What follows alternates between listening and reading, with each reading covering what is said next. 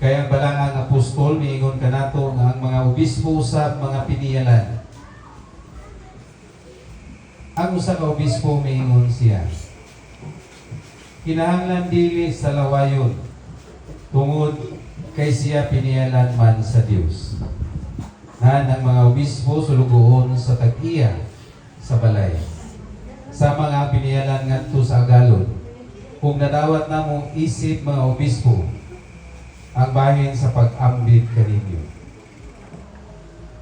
Kung maghuna-una kamo, kung unsa kining mga pagkaon. Ang balaang apostol nagsulti sumala sa matag usa. Ang sukod sa pagtuo gihatag kaniya sa Ginoo. Busa ang gitawag ni Kristo nga bahin sa pagkaon, mao ang gitawag ni Pablo nga sukod sa pagtuo.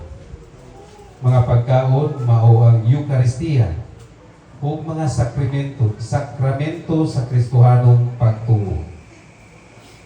Gihatag namo kini nga gasa sa grasya o gitudlo namo kaninyo sumala sa balaod sa tinuod nga pagtuo.